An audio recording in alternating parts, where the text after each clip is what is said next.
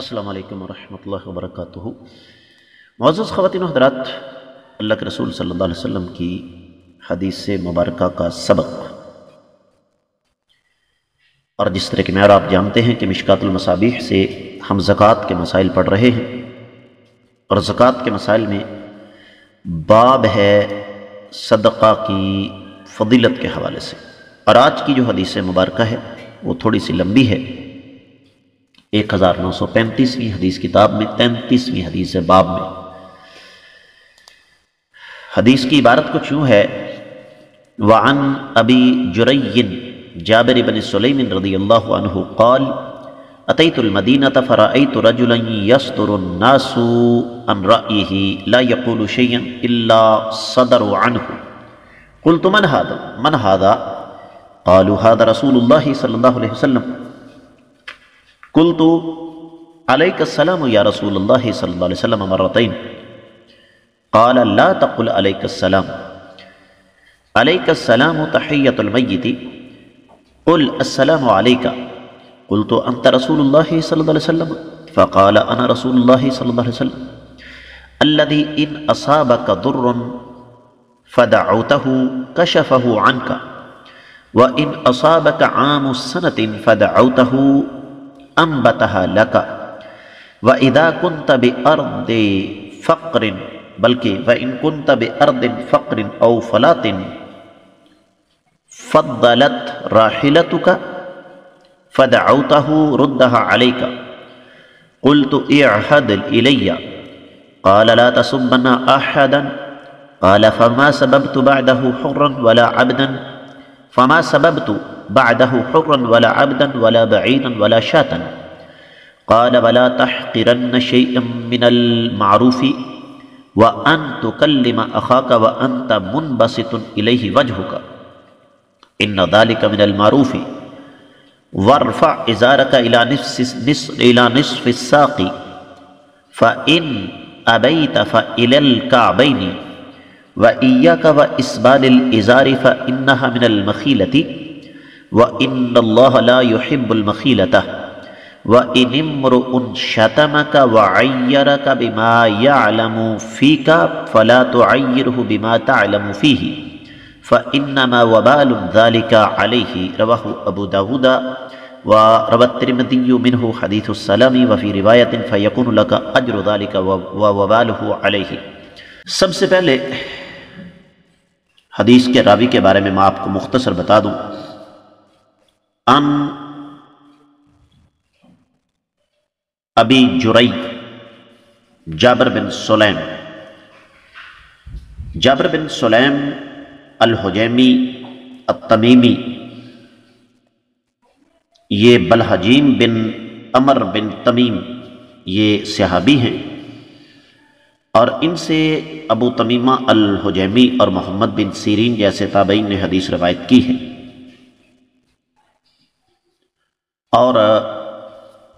امام بخاری رحمۃ اللہ علیہ فرماتے ہیں کہ ان کا اصل نام جابر بن سلیم ہی تھا۔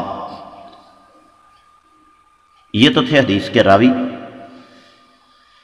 تو فرماتے ہیں کہ میں مدینہ منورہ گیا، یہ ان کے اسلام لانے سے پہلے کی بات ہے، تو کہتے ہیں میں نے ایک آدمی کو دیکھا، لوگ اس کی رائے کے مطابق عمل کرتے تھے،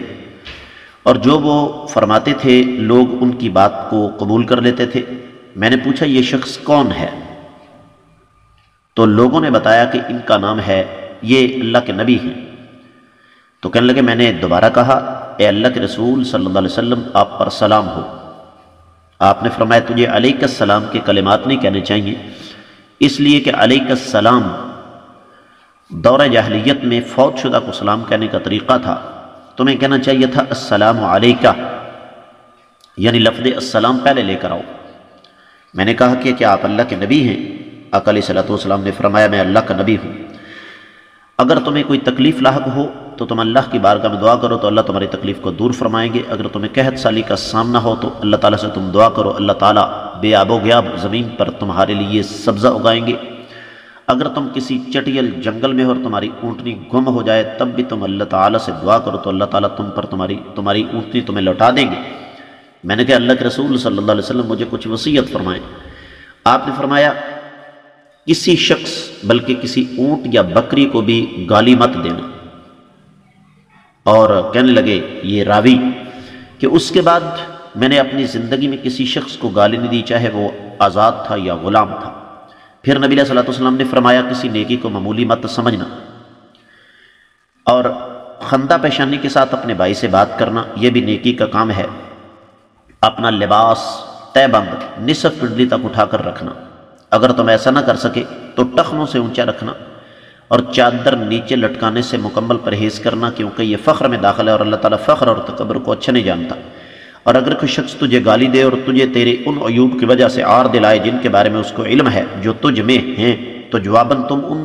اس کے عیوب کا ذکر کر کے اسے عار مت دلانا جن کے بارے میں تجھے علم ہے کہ اس میں وہ عیوب ہیں، اس لیے کہ اس کے گناہ کا وبال اسی پر ہوگا۔ امام ترمذی نے روایت کیا ہے کہ تجھے اس پر ثواب ہوگا اور اس پر وبال ہوگا۔ آئیے حدیث کی وضاحت کی طرف بڑھتے ہیں۔ ایک آدمی اللہ کے رسول صلی اللہ علیہ وسلم کی خدمت میں حاضر ہوا تو انہوں نے آ کر کہا علیک السلام، تو اللہ کے رسول صلی اللہ علیہ وسلم نے اس کو ٹوک دیا، فرمایا علیک السلام نہ کہو بلکہ السلام علیکم کہو۔ اس سے پتہ یہ چلا کہ ہمیں بھی السلام علیکم کہنا چاہیے۔ اپنی طرف سے جو الفاظ کی تبدیلی ہے تحیہ کے الفاظ میں وہ شرعی طور پر جائز نہیں ہے۔ اور پھر جب اس آدمی نے اللہ کے رسول صلی اللہ علیہ وسلم سے کچھ سوالات کیے تو آپ نے سب سے پہلے توحید کا سبق پڑھایا، اور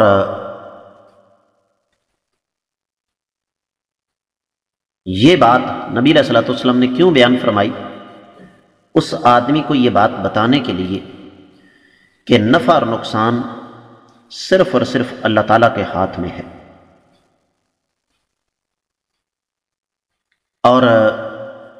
نبی علیہ الصلوۃ والسلام سے جب اس نے پوچھا کہ آپ اللہ کے نبی ہیں تو آپ نے فرمایا میں اللہ کا نبی ضرور ہوں لیکن مشکل کشا حاجت روا جو ہے وہ صرف اللہ تعالیٰ ہے، کہ دعا کرو تو اللہ تعالیٰ تمہاری تکلیف کو دور کریں گے، اللہ تعالیٰ تمہارے قحط کو ختم کریں گے، چٹیل جنگل میں تمہاری اونٹنی گم ہو جائے تو اللہ تعالیٰ تمہاری اونٹنی تمہیں واپس کر دیں گے۔ اس کا مطلب یہ ہوا کہ نبی علیہ الصلوۃ والسلام نے اس کو توحید کا سبق پڑھایا، اور یہی سب سے پہلی بات ہے۔ پھر جب اس نے کہا کہ مجھے وصیت فرمائیے تو نبی علیہ السلام نے سب سے پہلے زبان کی حفاظت کا حکم دیا، اور پھر فرمایا کہ کسی نیکی کو معمولی مت سمجھنا، تو پھر فرمایا کہ خندہ پیشانی کے ساتھ اپنے بھائی سے گفتگو کرنا، اس کا مطلب یہ ہوا کہ یہ بھی نیکی کا کام ہے۔ اور پھر نبی علیہ الصلوۃ والسلام نے بڑی شدت کے ساتھ ایک چیز سے منع فرمایا، اور وہ ہے مرد کا اپنی چادر، اپنی شلوار، اپنا تہ بند ٹخنے سے نیچے لٹکانا۔ اور یہ حدیث واضح طور پر اس بات کی نفی کر رہی ہے۔ جو لوگ کہتے ہیں کہ میں تکبر کی وجہ سے نیچے نہیں لٹکاتا، نبی علیہ السلام نے فرمایا یہ لٹکانا ہی تکبر ہے، فرمایا یہ لٹکانا ہی تکبر کی علامت ہے۔ تو اس سے پتہ چلا کہ یہ بہت بڑا جرم اور عیب ہے۔ اس کے بعد کائنات کے امام صلی اللہ علیہ وسلم نے ایک بڑا عظیم قاعدہ ہمارے سامنے رکھا ہے کہ ایک شخص اگر ہمیں گالیاں دیتا ہے یا ہمارے عیوب ہمارے سامنے رکھتا ہے تو ہمیں جوابی حملے کے طور پر اس کے ساتھ ایسا نہیں کرنا، اور کرتے ہم ایسا ہی ہے کہ اگر کوئی ہمیں ہمارے عیب یاد دلائے تو ہم کہتے ہیں اپنی جناب چارپائی کے نیچے ڈنڈا گھماؤ، اپنا جائزہ لے کر دیکھو تم کس مقام پر کھڑے ہو۔ یہ جوابی حملہ نہیں کرنا، کیونکہ اللہ کے رسول صلی اللہ علیہ وسلم کے اس فرمان کی روشنی میں ہمیں یہ پتہ چلتا ہے کہ اگر کوئی ہمارے ساتھ ایسا سلوک کرتا ہے اور ہم جواب میں اس کے ساتھ ویسا سلوک نہیں کرتے تو ہمیں اجر و ثواب ہوگا اور اس آدمی کو گناہ ہوگا۔ اب یہ فیصلہ کرنا ہمارا کام ہے کہ ہم نے دنیا میں جواب دے کر اپنے جذبات کو ٹھنڈا کرنا ہے یا آخرت کا اجر و ثواب لینا ہے۔ اس حدیث میں اور بھی بہت کچھ ہے لیکن اختصار کے تقاضے رکاوٹ ہیں۔ اللہ تعالی ہمیں سمجھنے کی توفیق عطا فرمائے۔